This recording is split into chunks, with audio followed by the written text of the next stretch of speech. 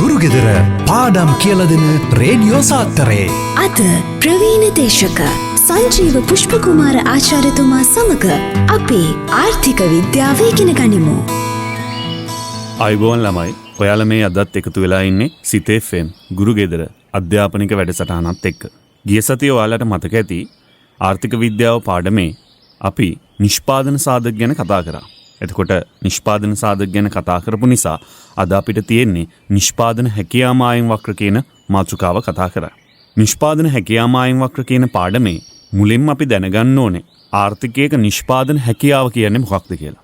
ඇත්තම ළමයි ආර්ථිකයක නිෂ්පාදන හැකියාව මොකක්ද කියන්නේ කියන එක පැහැදිලි කරොත් ආර්ථිකයක නිෂ්පාදන සම්පත් තියෙනවා. ඒ නිෂ්පාදන සම්පත් වලින් තමයි අපි භාණ්ඩ හා සේවා නිෂ්පාදනය කරන්නේ. සරලම අදහස ආර්ථිකයේ තියෙන සියලුම නිෂ්පාදන සම්පත් නිෂ්පාදනකාරයට යොදාගෙන කොච්චර භාණ්ඩ ඒකක ප්‍රමාණයක් නිෂ්පාදනය කරන්න පුළුවන්ද කියන එක අපි කියනවා ආර්ථිකයක නිෂ්පාදන හැකියාව කියලා. උදාහරණයක් විදිහට කිව්වොත් හිතන්නකෝ ආර්ථිකයක නිෂ්පාදන සම්පත් ඒකක 30ක් තියෙනවා කියලා. ඒ එක ඒකකයකින් උපරිම වශයෙන් නිෂ්පාදනය කරන්න පුළුවන් ඒකක 5ක්. නිෂ්පාදන ඒකක 30ක් තියෙනවා. එක ඒකකයකින් නිෂ්පාදන ඒකක 5ක් හදන්න පුළුවන්. එහෙනම් අපි දන්නවා ඔය ආර්ථිකයේ උපරිම වශයෙන් නිෂ්පාදනය කරොත් සම්පූර්ණ භාණ්ඩ ඒකක 150ක් නිෂ්පාදනය කරන්න පුළුවන්. මොකද නිෂ්පාදන සම්පත් 30යි තිබ්බේ එකකින් හදන්න පුළුවන් ගාන 5යි. නිෂ්පාදන හැකියාව උතන අපි කියනවා ඒකක 150යි කියලා. එහෙනම් ඔයාලට තේරෙන්නේ නැති ආර්ථිකයක නිෂ්පාදන හැකියාව කියන්නේ ආර්ථිකයක තියෙන සියලුම සම්පත් උපරිම වශයෙන් යොදාගෙන නිපදවිය හැකි උපරිම භාණ්ඩ ප්‍රමාණයට. ඕක තමයි සරලම අදහස නිෂ්පාදන හැකියාව. තවදුරටත් ওই සංකල්පය මම ඉස්සරහට පැහැදිලි කරොත් අපි ආර්ථික විද්‍යාව අනුව නිෂ්පාදන හැකියාව මෙහෙම කියන්නත් පුළුවන්. මොකද හේතුව ආර්ථික විද්‍යාවේ ඔය නිෂ්පාදන හැකියාවේ කියු දේවල් වලට විවිධ නම් කීපයක් භාවිතා කරනවා. අර අපි නිෂ්පාදන හැකියාව කියනවානේ ආර්ථිකයක තියෙන සියලුම සම්පත් භාවිතා කළ යුතුයි කියලා. අපි ඒකට කියනවා ආර්ථික විද්‍යාවේ පූර්ණ සේවා නියුක්තිය කියලා. ඒ වගේම නිෂ්පාදන හැකියාව කියද්දී අපි කියනවා උපරිම නිමෝමක් ලබා ගන්න ඕනේ කියලා. නැත්නම් ඔකෝ උපරිම ඵලදායීතාවයෙන් නිෂ්පාදනය කළ යුතුයි කිව්වත් ප්‍රශ්නයක් නැහැ. නැත්නම් තව විදිහට කිව්වොත් උපරිම දායකත්වයක් සැපේන පරිදි නිෂ්පාදනය කිරීම කිව්වත් ප්‍රශ්නයක් නැහැ. ඔන්න ඔය දෙයට අපි කියනවා පූර්ණ නිෂ්පාදනය කියලා. ඉතින් ඔය වචන දෙකත් එක්ක අපිට නිෂ්පාදන හැකියාව කියන සංකල්පය මෙහෙම කියන්න පුළුවන්. ආර්ථිකයක සියලුම නිෂ්පාදන සම්පත් පූර්ණ සේවා නියුක්තියයි පූර්ණ නිෂ්පාදනයයි කියන කොන්දේසි දෙක ඉටුවන ආකාරයට භාවිතා කරලා නිපදවිය හැකි උපරිම නිමෝම් මට්ටමට අපි කියනවා නිෂ්පාදන හැකියාව කියලා. ඔක තමයි නිෂ්පාදන හැකියාව කියන එකේ සරල අදහස. ඊට පස්සේ මේ පාඩමේ අපිට තියෙනවා මාතෘකාවක් නිෂ්පාදන හැකියා මායිම් වක්‍ර කියන මාතෘකාව. නිෂ්පාදන හැකියා මායිම් වක්‍ර කියන එකේ අදහස ආර්ථිකයක නිෂ්පාදන හැකියාව අපි ප්‍රස්ථාර සටහනකින් නිරූපණය කරනවා. හැබැයි ළමයි ප්‍රස්ථාර සටහනකින් නිරූපණය කරද්දී පුංචි කරුණු කීපයක් තියෙනවා අපිට පරිස්සම් වෙන්න ඕනේ. මොකද මේ ප්‍රායෝගික ආර්ථිකයක නිෂ්පාදන හැකියාව අපිට ප්‍රස්ථාර සටහනකින් නිරූපණය කරන්න බෑ. ඔන්න ඔය වගේ සංකීර්ණ තත්වයන් තිබ්බහම අපි ඒවා සරල තත්වයන් කියලා පෙන්වන්න ආර්ථික විද්‍යාව විෂය භාවිතා කරන දෙයක් තමයි උපකල්පන. එහෙනම් හැකියා මායිම් වක්‍රයක් අඳිද්දිත් අපි උපකල්පන කීපයක් පාවිච්චි කරනවා. මම මුලින් උපකල්පන ටික කියලා දීලා ඊට පස්සේ නිෂ්පාදන හැකියා මායිම් වක්‍රය කියන්නේ මොකක්ද? ඒක නිර්වචනය කරන්නේ කොහොමද කියන එක කියන්න. ආර්ථිකයක නිෂ්පාදන හැකියා මායිම් වක්‍රය කතා කරද්දී කරන උපකල්පන ප්‍රධාන වශයෙන් 4යි. එකක් තමයි ආර්ථිකයක තියෙන සම්පත් සම්භාරය ස්ථාවරයි කියලා අපි උපකල්පනය කරනවා. මොකද හේතුව ළමයි ප්‍රායෝගිකව අපි දන්නවා ආර්ථිකයක නිෂ්පාදන සම්පත් ස්ථාවර නැහැ. ශ්‍රමය කියන සාධකේ වෙනස් වෙනවා. භූමිය කියන සාධකේ වෙනස් වෙනවා. ප්‍රාග්ධනය කියන සාධකේ වෙනස් වෙනවා. ඔය වෙනස් වීමත් එක්ක අපිට ආර්ථිකයක නිෂ්පාදන හැකියාව මෙන්න මෙච්චරයි කියලා නිශ්චිතව ඉදිරිපත් කරන්න බෑ. මොකද ඉදිරිපත් කරපු ඒ තප්පරයෙන් පස්සේ ඊළඟ තප්පරේදී සම්පත් සම්භාරය වෙනස් වෙලා නිෂ්පාදන හැකියාව වෙනස් වීමක් වෙනවා. එහෙනම් අපිට ආර්ථිකයක නිශ්චිතව නිෂ්පාදන හැකියාව මෙච්චරයි කියලා ඉදිරිපත් කරන්න නම් අපි පළවෙනි උපකල්පනයේ විදියට පාවිච්චි කරනවා ආර්ථිකයක නිෂ්පාදන සම්පත් නොවෙනස්ව පවතිනවා කියන එක. ඒ වගේම ළමයි අපිට නිෂ්පාදන හැකියාව මායිම් වක්‍රයක් අඳිද්දී උපකල්පනය කරන්න වෙනවා නිෂ්පාදනයට යොදා ගන්න තාක්ෂණය වෙනස් වෙන්නේ නැහැ කියලා. මොකද හේතුව අපි දන්නවා තාක්ෂණය කියන සාධකය ඵලදායීතාවයට බලපානවා. අපි ඒක ගිය සතියේත් කතා කරා. ඉතින් තාක්ෂණය කියන සාධකයේ වෙනස් වීමත් එක්ක ආර්ථිකයක නිෂ්පාදන සම්පත්වල ඵලදායීතාවය වෙනස් වෙනවා. ඒ හරහා නිෂ්පාදන හැකියාව හැම තප්පරේම වෙනස් වීමක් සිද්ධ වෙනවා. එතනත් අපිට ප්‍රැක්ටිකල් තත්වයක් එක්ක නිශ්චිතව මෙන්න මෙච්චරයි නිෂ්පාදන හැකියාව කියලා ප්‍රකාශ කරන්න බෑ. මොකද තාක්ෂණයේ ප්‍රායෝගිකව වෙනස් වෙන නිසා. අන්න ඒ නිසා අපි උපකල්පනය කරනවා නෑ. අපි නිෂ්පාදන හැකියාව මායිම් වක්‍රයක් අඳිද්දී අපි හිතන්නේ ආර්ථිකයේ තාක්ෂණය වෙනස් වෙන්නේ නෑ කියලා. ඔන්න දෙවෙනි උපකල්පනය. ඒ වගේම ආර්ථිකයක ඔය කියන නිෂ්පාදන හැකියාව ළඟා කරගන්න පුළුවන් වෙන්නේ ආර්ථිකයකට නිපදවන්න පුළුවන් වෙන්නේ ඒ ආර්ථිකයේ සියලුම නිෂ්පාදන සම්පත් උපරිම ආකාරයෙන් නිෂ්පාදන කටයුතු සඳහා දායක කරොත් නැත්නම් උපරිම කාර්යක්ෂමතාවයෙන් භාවිතා කරොත් අර කලින් මම ඕකට නමක් කිව්වා පූර්ණ සේවා නියුක්තිය සහ පූර්ණ නිෂ්පාදන ඊට වෙනවා කියලා. ඉතින් අපි හැකියාව මායිම් වක්‍රයක් අඳිද්දී උපකල්පනය කරනවා ආර්ථිකය පූර්ණ සේවා නියුක්තිය සහ පූර්ණ නිෂ්පාදනය කියන සාධක දෙක ඉටු කරගන්න ආකාරයට නිෂ්පාදන කටයුතු සිද්ධ කරනවා කියලා. ඔක තමයි තුන්වෙනි උපකල්පනය. හතරවෙනි උපකල්පනය තමයි ආර්ථිකයක භාණ්ඩ වර්ග දෙකක් පමණක් නිපදවන බව. මොකද හේතුව ළමයි ආර්ථිකයක තියෙන නිෂ්පාදන හැකියාව අපි ප්‍රස්ථාර සටහනකින් තමයි අඳින්නේ. හැකියාව මායිම් වක්‍රය ප්‍රකාශ කරද්දී. ප්‍රස්ථාර සටහනක තියෙන්නේ අක්ෂයන් දෙකයි. ඇත්තටම ප්‍රායෝගිකව ආර්ථිකයක භාණ්ඩ විශාල ප්‍රමාණයක් තිබ්බට ප්‍රස්ථාරකින් නිරූපණය කරද්දී ප්‍රස්ථාරක අක්ෂ දෙකක් විතරක් තියෙන නිසා අපිට නිරූපණය කරන්න පුළුවන් භාණ්ඩ වර්ග දෙකක් විතරයි.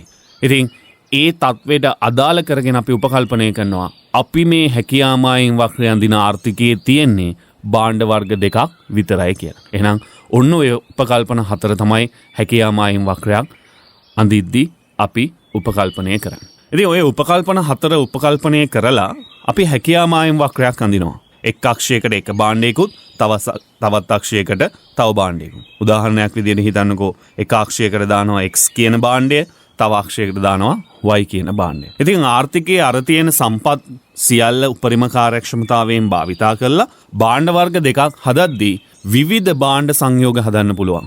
උදාහරණයක් විදිහට x බිඳුවයි නම් සමහර වෙලාවට y 100ක් හදන්න පුළුවන් වෙන්න පුළුවන්. y බිඳුවයි නම් x එකක 50ක් හදනවා වෙන්න පුළුවන්. එතකොට x සහ y දෙකම යම් යම් ප්‍රමාණයන් නිෂ්පාදනය කරන නිමෝම් සංයෝගය නිපදවන්න පුළුවන්. ඉතින් ඔන්න ඔය නිමෝම් සංයෝග ටික ප්‍රස්ථාර සටහනේ මාක් කරලා ඒක යා කරන රේඛාවට තමයි අපි කියන්නේ නිෂ්පාදන හැකියාව මායිම් වක්‍රය කියලා. හරියටම නිෂ්පාදන හැකියාව මායිම් වක්‍රය නිර්වචනය කරොත් යම් දෙන ලද අවස්ථාවක ආර්ථිකයේ පවත්නා සියලුම සම්පත් උපරිම කාර්යක්ෂමතාවයෙන් භාවිතා කොට කිසියම් භාණ්ඩ වර්ග දෙකකින් නිපදවිය හැකි උපරිම නිමෝම් සංයෝග යාකොට අඳිනු ලබන රේඛාවට අපි කියනවා හැකියාව මායිම් වක්‍රය කියලා. ඉතින් ඔන්න ඔහම තමයි හැකියාව මායිම් වක්‍රය නිර්වචනය කරද්දී අපි නිර්වචනය කරන්නේ. ඒ වගේම තව මතක තියාගන්න ළමයි රූප සරහනකින් වා නිෂ්පාදන හැකියාව මායිම් වක්‍රය ඇඳලා පෙන්නද්දී අනිවාර්යෙන් ඒ වක්‍රයට ඊතලයක් දාලා නිෂ්පාදන හැකියාව මායිම් වක්‍රය කියලා ලියන්න. ඒ වගේම ළමයි කරන තව දුර්වලතාවයක් තමයි හැකියාව මායිම් වක්‍රයක් අඳිද්දී අක්ෂ දෙක නම් කරද්දී නිකන් ඉංග්‍රීසි අක්ෂර දෙකක් විතරක් දානවා. උදාහරණයක් x සහ y. හොඳට මතක තියාගන්න මේ ඉංග්‍රීසි අකුරු ගැන නෙවෙයි හැකියාව මායිම් වක්‍රවල කතා කරන්නේ. හැකියාව මායිම් වක්‍රවල කතා කරන්නේ භාණ්ඩ ගැන. x සහ y කියලා දැම්මට ලකුණු හම්බෙන්නේ නැහැ විභාගෙදී. x භාණ්ඩ y භාණ්ඩ කියලා අනිවාර්යෙන් දාන්න ඕනේ. ඒ x භාණ්ඩ y භාණ්ඩ සිරස් අක්ෂයට දැම්මත් තිරස් අක්ෂයට දැම්මත් ප්‍රශ්නයක් නැහැ. සමහරු කියනවා x භාණ්ඩ නම් අනිවාර්යෙන් දාන්න ඕනේ තිරස් අක්ෂයට. y භාණ්ඩ නම් අනිවාර්යෙන් දාන්න ඕනේ සිරස් අක්ෂයට. ඒ ළමයි ඔය අර ගණිතයේ x සහ y කියන අක්ෂ දෙක පටලවාගෙන තියෙනවා. හැකියාව මායිම් වක්‍රවල x සහ y කියලා ගන්නේ අක්ෂ දෙකක් නෙවෙයි x කියලා භාණ්ඩයක් තියෙනවා y කියලා භාණ්ඩයක් තියෙනවා කියන එක. ඒ නිසා ඔයා ඕනම අක්ෂයකට ඕනම භාණ්ඩයක් දැම්මට ප්‍රශ්නයක් නැහැ. ඒක xy වෙන්න පුළුවන්, a භාණ්ඩය b භාණ්ඩය වෙන්න පුළුවන්, මෝටර රථ, ජංගම දුරකථන වෙන්න පුළුවන්. ඕන භාණ්ඩ දෙකක් යොදාගෙන ඒ භාණ්ඩ දෙකෙන් නිපදවිය හැකි උපරිම නිමෝම් සංයෝග යා කළ රේඛාවක් ඇඳහම අපි ඒකට කියනවා හැකියාව මායිම් වක්‍රය කියලා. හරියමයි. එහෙනම් තව පාඩමේ මේ ඉස්සරහට විවිධ සංකල්ප අපිට ඉගෙන ගන්න තියෙනවා. අපි පුංචි විරාමයකට ගිහිල්ලා නැවතත් වැඩසටහනත් එක්ක එකතු වෙමු. ගුරුගෙදර පාඩම් කියලා දෙන රේඩියෝ සාත්තරේ අද ප්‍රවීණ දේශක සංජීව පුෂ්පකුමාර ආචාර්යතුමා සමග අපේ ආර්ථික විද්‍යාව ඉගෙන ගනිමු. නැවතත් ළමයි අපි වැඩසටහනත් එක්ක සම්බන්ධ වෙනවා. අපි කතා කරමින් ඉන්නේ නිෂ්පාදන හැකියා මායිම් වක්‍ර කියන පාඩම. හැකියා මායිම් වක්‍රයක් කියන්නේ මොකක්ද කියන එක අපි විරාමයට කලින් කතා කරලා ඉවර කරා. දැන් ළමයි මම ඔයාලට කියලා දෙන්න යන්නේ හැකියා මායිම් වක්‍ර කියන සංකල්පය ඇප්ලයි කරන්න පුළුවන් විවිධ අවස්ථා. අපි ආර්ථික විද්‍යාවේ ළමයි විවිධ සංකල්ප හැකියා මායිම් වක්‍රයකින් නිරූපණය කරලා පැහැදිලි කරනවා. ඒක සූක්ෂම ආර්ථික විද්‍යාවට අදාළ සංකල්ප වෙන්න පුළුවන්. සාර්ව ආර්ථික විද්‍යාවට අදාළ සංකල්ප වෙන්න පුළුවන්. විවිධ සංකල්ප. ඉතින් මම සංකල්ප කීපයක් යොදා ගන්නවා මෙතනදී සිලබස් එකේ තියෙන සංකල්ප කීපයක්. ඔයාට හැකියා මායිම් වක්‍රයකින් මේ සංකල්ප පැහැදිලි කරන්නේ කොහොමද කියන එක කියලා දෙන්න. පළවෙනි සංකල්පය තමයි අපි ඉගෙනගෙන තියෙන හිඟකම කියන සංකල්පය. ඔයාට මතක ඇති මුල් දවස්වල අපි ඉගෙන ගත්තා ආර්ථිකයක තියෙන සම්පත් සීමිතයි. හැබැයි මිනිසුන්ගේ උවමනා අසීමිතයි. ඒ නිසා අසීමිත උවමනාවන් සපුර ගන්න සම්පත් ප්‍රමාණවත් වෙන්නේ නැහැ කියලා. ඒක තමයි හිඟකම කියලා කිව්වේ. ওই හිඟකම අපිට හැකියා මායිම් වක්‍රයක් තුලින් නිරූපණය කරන්න පුළුවන්. මෙන්න මෙහෙමයි නිරූපණය කරන්නේ. අපි දැන් අක්ෂ දෙකට භාණ්ඩ වර්ග දෙකක් දාලා හැකියා මායිම් වක්‍රය අඳිනවනේ. හැකියා මායිම් වක්‍රය ඇඳහම ළමයි මේ වක්‍රයෙන් පේන්නේ එන්නේ සීමාව තුල තමයි ආර්ථිකයකට නිෂ්පාදනය කරන්න පුළුවන්. වක්‍රයේ මත නිමෝම් ලක්ෂයක් නිෂ්පාදනය කරනවා නම් ඒ ආර්ථිකයේ උපරිමය ඊට ඇතුළත ලක්ෂයක නිෂ්පාදනය කරන්න පුළුවන්. හැබැයි සම්පත් හරියාකාරයට භාවිතා කරලා නැහැ කියන එකයි ඒකේ අදහස. කොහොම හරි ආර්ථිකයට එක්කෝ හැකියා මායිම් වක්‍රයේ ඇතුළත ලක්ෂයක් නැත්නම් හැකියා මායිම් වක්‍රයේ මත ලක්ෂයක් නිෂ්පාදනය කරන්න පුළුවන්. ඒ ලක්ෂයන් නිෂ්පාදනය කරන්න ආර්ථිකයේ සතු සම්පත් ප්‍රමාණවත් වෙනවා. හැබැයි ආර්ථිකයට යම් වෙලාවක අවශ්‍ය වුණොත් ඔය හැකියා මායිම් වක්‍රයේ පිටත ලක්ෂයක් නිෂ්පාදනය කරන්න ඒ ආර්ථිකයේ තියෙන සම්පත් සම්භාරය ඒ ආර්ථිකයේ තියෙන තාක්ෂණය ඔය කියන නිමෝම් සංයෝගය නිෂ්පාදනය කරන්න ප්‍රමාණවත් වෙන්නේ නැහැ. ඉතින් හිඟකම කියන්නේත් ළමයි ඔය වගේ දෙයක්නේ. යම් කිසි උවමනාවක් තිබ්බට අපි ගාව තියෙන සම්පත් ඒ උවමනාවන් සපුර ගන්න ප්‍රමාණවත් නැහැ කියන එක. එහෙනම් හැකියා මායිම් වක්‍රේනුත් පිටත නිමෝම් සංයෝගයක් ලකුණු කරලා හිඟකම කියන සංකල්පය පැහැදිලි කරන්න පුළුවන්. ආර්ථිකයක තියෙන සම්පත් වලින් කවදාවත් හැකියා මායිම් වක්‍රයෙන් පිටත ලක්ෂයක් අත්පත් කරගන්න බෑ. මොකද ඒ ලක්ෂය අත්පත් කරගන්න ආර්ථිකයේ සතු සම්පත් ප්‍රමාණවත් වෙන්නේ නැහැ. ඔන්න ඔහොම හිඟකම් පැහැදිලි කරන්න පුළුවන්. ඊට පස්සේ මම කතා කරනවා ළමයි තේරීම කියන සංකල්පය.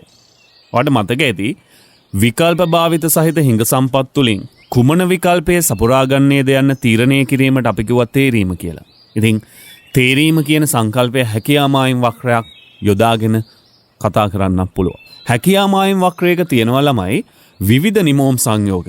ඒ විවිධ නිමෝම් සංයෝග මාක් කරලා යා කරන රේඛාවටනේ අපි හැකියා මායිම් වක්‍රය කියලා කිව්වේ. ඒ නිමෝම් සංයෝගය වෙන්න පුළුවන්, B නිමෝම් සංයෝගය වෙන්න පුළුවන්, C වෙන්න පුළුවන්, D වෙන්න පුළුවන්.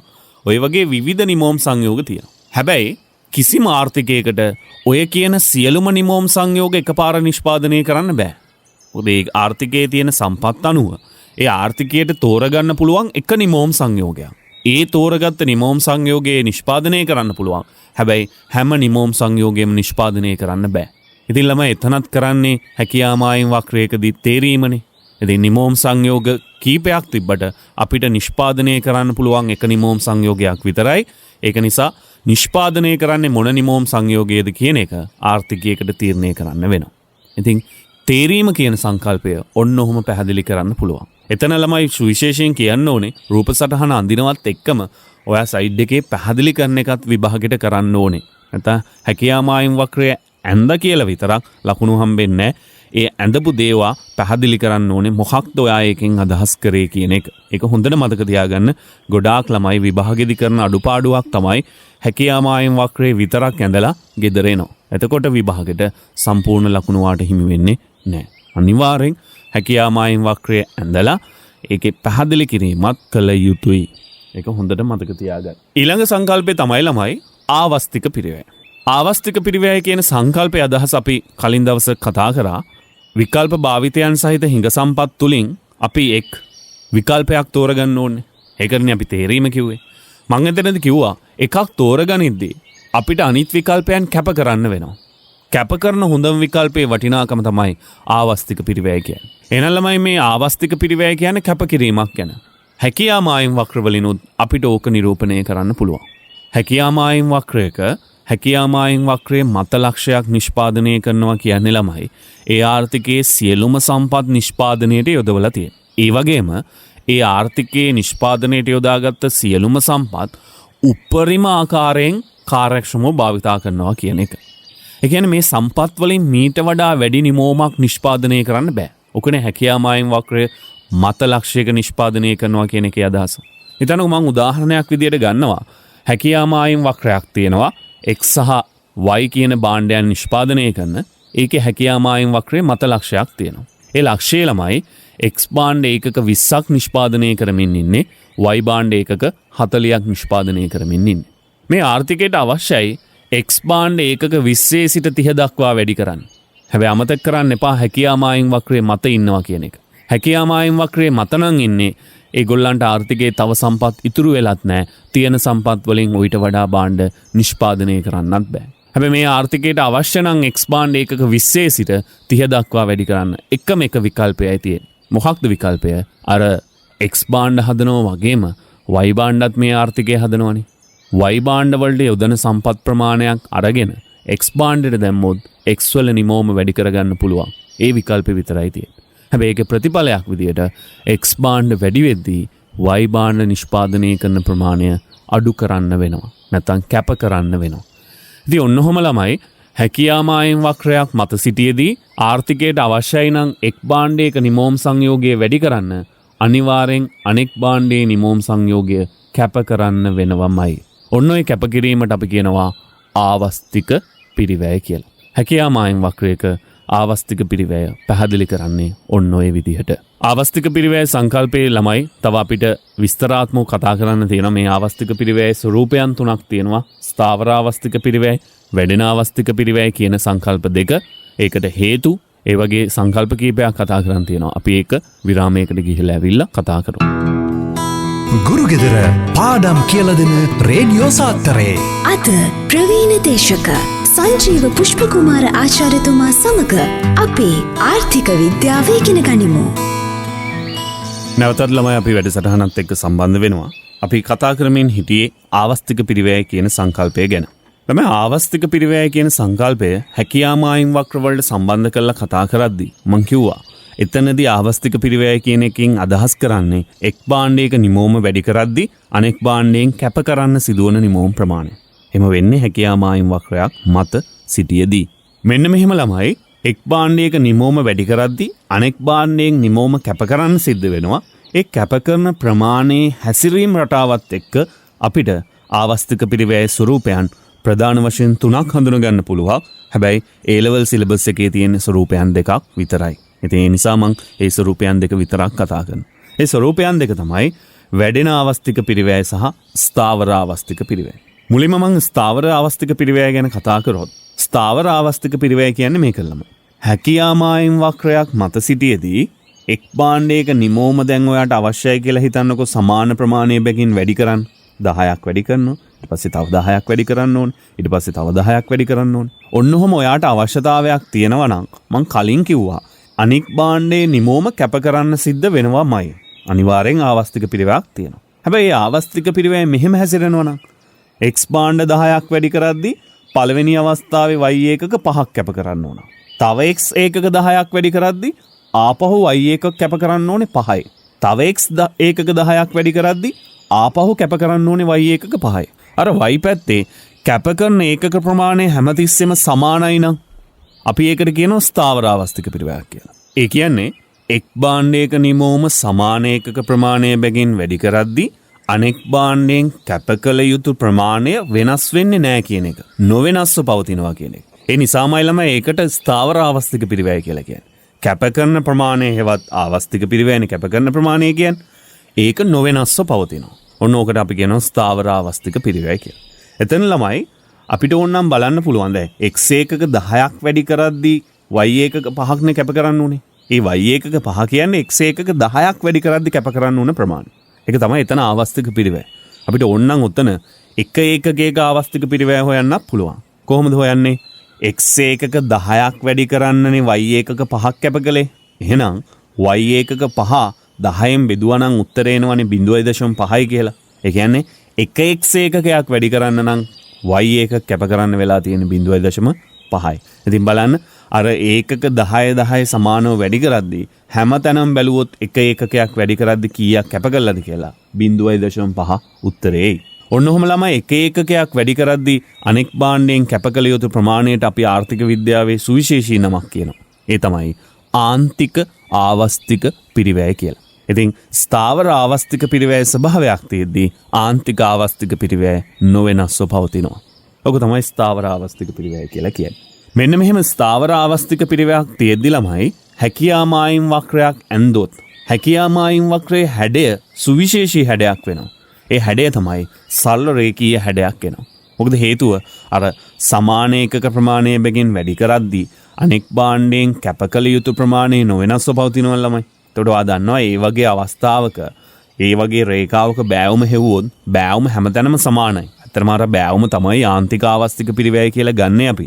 ඉතින් බෑවුම වෙනස් නොවෙන්න නම් අනිවාර්යෙන් සරල රේඛීය හැඩයක්ම වක්‍රයක තියෙන්න ඕනේ. ස්ථාවර ආවස්තික පිරිවැයකදී හැකියා මායිම් වක්‍රයේ හැඩය සරල රේඛීයයි. ස්ථාවර ආවස්තික පිරිවැයක් කොහොමද තියෙන්නේ? භාණ්ඩ දෙකක් නිෂ්පාදනය කරද්දී ඇයි ආවස්තික පිරිවැය ස්ථාවර වෙන්නේ? ඒකට හේතු ගැන කතා කරොත් ළමයි ඒකට හේතු වෙන්නේ මෙහෙමයි. කිසියම් භාණ්ඩ දෙකක් නිෂ්පාදනය කිරීම සඳහා යොදා ගන්න සම්පත් සමජාතීයයි නම් නැත්නම් පූර්ණ ආදේශකයි නම් ඔහොම ස්ථාවර ආවස්තික පිරිවැයක් දැක ගන්න පුළුවන්. ඒ කියන්නේ ඒ සාධක ඕනම භාණ්ඩයක් නිෂ්පාදනය කරන්න පූර්ණ වශයෙන් යොදා ගන්න පුළුවන් සමජාතීය. ඒ කියන්නේ X භාණ්ඩය හදන්න අවශ්‍ය සාධකයි Y භාණ්ඩය හදන්න අවශ්‍ය සාධකයි 100%ක් සමානයි. එහෙම තත්වයක් නම් ඔය වගේ ස්වරූපයක් දැක් ගන්න පුළුවන්. ඒ වගේම ළමයි තාක්ෂණ එකිනෙක සමානයි නම් ඒ කියන්නේ X භාණ්ඩය නිෂ්පාදනය කරන්න යොදා ගන්න ක්‍රමවේදයයි Y භාණ්ඩය නිෂ්පාදනය කරන්න යොදා ගන්න ක්‍රමවේදයයි දෙකම එකිනෙක සමානයි නම් ඒත් ස්ථාවර ආවස්තික පිරිවැයක් දැක් ගන්න පුළුවන්. ඒ වගේම එක් භාණ්ඩයකට යෝග්‍ය සම්පත් අනෙක් භාණ්ඩයටත් එලෙසම යෝග්‍ය වෙනවා නම් ඒත් ස්ථාවර ආවස්තික පිරිවැයක් හඳුනා ගන්න පුළුවන්. ඒ අනුව මං සාධක තුනක් කිව්වා. සම්පත් සමජාතීය වීම, තාක්ෂණ එකිනෙක සමාන වීම, එක් භාණ්ඩයකට යෝග්‍ය සම්පත් අනෙක් භාණ්ඩයට එලෙසම යෝග්‍ය වීම. ඔන්න ඔහොමයි ස්ථාවර ආවස්තික පිරිවැයේ කරුණු ටික අපි සාකච්ඡා කළේ. ඊට පස්සේ මම එනවා ඊළඟ සංකල්පයට වැඩෙන ආවස්තික පිරිවැය. මේකත් ආවස්තික පිරිවැය එක රටාවක්. වැඩෙන ආවස්තික පිරිවැය කියන්නේ ළමයි. ඔයාට වචනේ කියද්දිම සමහර වෙලාවට මේ රටාව හඳුනා ගන්න පුළුවන් ඇති. හැකියා මායිම් වක්‍රයක් මත සිටියේදී එක් භාණ්ඩයක නිමෝම සමාන ඒකක ප්‍රමාණය බැගින් වැඩි කරද්දී අනෙක් භාණ්ඩයෙන් යම්කිසි භාණ්ඩ ඒකක ප්‍රමාණයක් කැප කරන්න ඕනේ. ඒකට තමයි අපි ආවස්තික පිරිවැය කියලා කිව්වේ. X භාණ්ඩ ඒකක 10 ගානේ වැඩි කරද්දී අනිවාර්යෙන් Y භාණ්ඩයෙන් යම් ඒකක ප්‍රමාණයක් කැප කරන්න ඕනේ. වැඩෙන ආවස්තික පිරිවැයක් කියන්නේ මෙහෙම රටාවක් තියෙනවා. මුලින් X ඒකක 10ක් වැඩි කරාම Y ඒකක 5ක් කැප කරන්න උනා. තව X ඒකක 10ක් වැඩි කරද්දී දැන් Y ඒකක 5ක් නෙවෙයි Y ඒකක 6ක් කැප කරන්න ඕනේ. තවත් X ඒකක 10ක් වැඩි කරද්දී දැන් Y ඒකක 6ක් නෙවෙයි Y ඒකක 7ක් කැප කරන්න ඕනේ. ඔන්න ඔහම එක් භාණ්ඩයක නිමෝම සමාන ඒකක ප්‍රමාණය බැගින් වැඩි කරද්දී අනෙක් භාණ්ඩයෙන් කැප කළ යුතු ප්‍රමාණය ක්‍රමයෙන් වැඩි වෙනවා නම් රටාව වෙන්නේ කැප කරන ප්‍රමාණය හෙවත් ආවස්තික පිරිවැය වැඩි වෙනවා. අපි ඒකට කියනවා වැඩෙන ආවස්තික පිරිවැය කියලා. ඔන්න ඔය අවස්ථාවේ අර කලින් මං කියලා දීපු ආන්තික ආවස්තික පිරිවැය කියන දේ ගණනය කරොත් ඒ කියන්නේ ඇත්තටම X ඒකකයක ආවස්තික පිරිවැය කීයද කියලා ගණනය කරොත් පළවෙනි අවස්ථාවේ කැප කර ප්‍රමාණය 5යිනේ. X ඒකක 10ක් වැඩි කරන්න. එතකොට එනවා එක ඒකකයට 0.5. දෙවැනි ඒකකේ මං කියවනේ දෙවැනි අවස්ථාවේ X ඒකක 10ක් වැඩි කරද්දී Y ඒකක 6ක් කැප කරා කියලා. එතකොට ආන්තික ආවස්තික පිරිවැය හෙව්වොත් 0.5 නෙමෙයි 0.6 තමයි එන්නේ. තුන්වෙනි අවස්ථාවේ මං කිව්වා X ඒකක 10ක් වැඩි කරද්දී Y ඒකක 7ක් කැප කරන්න වෙනවා කියලා. එතකොට ආන්තික ආවස්තික පිරිවැය හෙව්වොත් 0.7 එන්නේ. ඒතර ඔයාලට තේරෙන්න වෙන්නේ අර වැඩෙන ආවස්තික පිරිවැයකදී ආන්තික ආවස්තික පිරිවැය ක්‍රමයෙන් වැඩි වෙනවා. ඒ වගේම ළමයි වැඩෙන ආවස්තික පිරිවැය තත්වයක් යටතේ හැකියා මායිම් වක්‍රයක් ඇන්දොත් ඒ හැකියා මායිම් වක්‍රයේ හැඩයත් කලින් වගේම එක සුවිශේෂී රටාවක් ගන්නවා. ඔයාලට මතක ඇති ස්ථාවර ආවස්තික පිරිවැය නම් මං කිව්වා සරල රේඛීය හැඩයක් ගන්නවා කියලා. වැඩෙන ආවස්තික පිරිවැයකදී නම් අර කර්ව් එකක් විදියට තමයි හැඩෙන්නේ. අපි ඔකට කියනවා පිටතට නිරාගිය හැඩයක්. නැත්නම් තව සුවිශේෂී වචනයක් පාවිච්චි කරනවා මූලයට අවතල හැඩයක්. මොකද හේතුව අර ඔයාට මතකයිනේ ආන්තික ආවස්තික පිරිවැය ක්‍රමයෙන් වැඩි වෙනවනේ. ඇත්තටම ආන්තික ආවස්තික පිරිවැය තමයි වක්‍රයේ බෑවුම කියලා කියන්නේ. බෑවුම එන්න වැඩි වෙනවා නම් සරල රේඛාවක් වෙන්න විදිහක් නැහැ. බෑවුම එන්න වැඩි වෙනවා කියන්නේ අනිවාර්යෙන් වක්‍රයේ හැඩය පිටතට නිරාගියේ හෙවත් මූලයට අවතල හැඩයක් ගන්න ඕනි. එහෙම තමයි හැකියාමාවෙන් වක්‍රයේ හැඩය. ඊට පස්සේ වැඩෙන ආවස්තික පිරිවැය තත්වයට හේතු කතා කරොත් ස්ථාවර ආවස්තික පිරිවැය වගේම හේතු තුනක් තියෙනවා. මේක මතක තියාගන්න ලේසි ළමයි. ස්ථාවර ආවස්තික පිරිවැයත් එක්ක බැලුවහම ප්‍රතිවිරුද්ධ හේතුන් තමයි වැඩෙන ආවස්තික පිරිවැයට බලපාන්නේ. වැඩෙන ආවස්තික පිරිවැයට බලපාන එක හේතුවක් තමයි සම්පත් සමජාතීය නොවීම. භාණ්ඩ වර්ග දෙකක් ආර්ථිකයක නිෂ්පාදනය කරද්දී භාණ්ඩ වර්ග දෙකට යොදා ගන්න සම්පත් සමාන නැත්තම් ගැළපෙන්නේ නැත්තම් වැඩෙන ආවස්තික පිරිවැයක් ඇති වෙනවා. ඒ වගේම තාක්ෂණය එකිනෙක සමාන නැත්තම් එක් භාණ්ඩයක් නිෂ්පාදනය කරන්න යොදා ගන්න තාක්ෂණය අනෙක් භාණ්ඩයට 100% ගැළපෙන්නේ නැත්තම් ඒකත් හේතුවක් වැඩෙන ආවස්තික පිරිවැයක් ඇති වෙන්න. තුන්වෙනි සාධකේ එක් භාණ්ඩයකට යෝග්‍ය සම්පත් අනෙක් භාණ්ඩයට එලෙසම යෝග්‍ය නොවීම. ඔය නිකන් සංසන්දනය කරලා බැලුවොත් ඔයාලට පැහැදිලි ඇති ස්ථාවර ආවස්තික පිරිවැය සහ වැඩෙන ආවස්තික පිරිවැය කියන සංකල්ප දෙක ඇති වෙන්න හේතු දෙපැත්තට දැම්මොත් පැහැදිලිව මතක තියාගන්න පුළුවන්. ස්ථාවර එකේ සම්පත් සමජාතීය වීම, වැඩෙන ආවස්තික පිරිවැය සම්පත් සමජාතීය නොවීම, ස්ථාවර එකේ තාක්ෂණය එකිනෙක සමාන වීම, වැඩෙන ආවස්තික පිරිවැය එකේ තාක්ෂණය එකිනෙක සමාන නොවීම. ස්ථාවර ආවස්තික පිරිවැයාවේ එක් භාණ්ඩයකට යෝග්‍ය සම්පත් අනෙක් භාණ්ඩයට ලෙසම යෝග්‍ය වීම. වැඩෙන ආවස්තික පිරිවැයෙන්නේ එක් භාණ්ඩයකට යෝග්‍ය සම්පත් අනෙක් භාණ්ඩයට එලෙසම යෝග්‍ය නොවීම. මීට අමතරව ළමයි හීනවන ආවස්තික පිරිවැය සංකල්පය කියලා සංකල්පයක් ආර්ථික විද්‍යාවේ තියෙනවා. හැබැයි උසස් පෙළ විෂය නිර්දේශයෙන් ඒක ඉවත් කරලා තියෙනවා. ඒ නිසා උසස් පෙළ විෂය නිර්දේශයේ හීනවන ආවස්තික පිරිවැය සංකල්පයවා ඉගෙන ගන්න ඕනේ. හැබැයි ඔයාට දැන් වැඩෙන සහ ස්ථාවර ආවස්තික පිරිවැය පැහැදිලි නම් ඒකේ රටාවන් දෙකත් ඔයාට තේරෙනවා නම් හීනවන ආවස්තික පිරිවැය නමෙන් ඔයාට මේකේ මොකක්ද අදහස් කරන්න කියන එක හිතා ගන්න පුළුවන්. ස්ථාවර එකේ කැප කරන ප්‍රමාණය නොවෙනස්ව තිබ්බා. වැඩෙන ආවස්තික පිරිවැයේ කැප කරන ප්‍රමාණය ක්‍රමයෙන් වැඩි වුණා නම් හීනවන ආවස්තික පිරිවැය කියන්නේ කැප කරන ප්‍රමාණය ක්‍රමයෙන් අඩුවීම. අන්නේ තත්ත්වයේ හීනවන ආවස්තික පිරිවැය කියනවා. හැබැයි ඒ සංකල්පය විෂය නිර්දේශයෙන් ඉවත් කරලා තියෙනවා.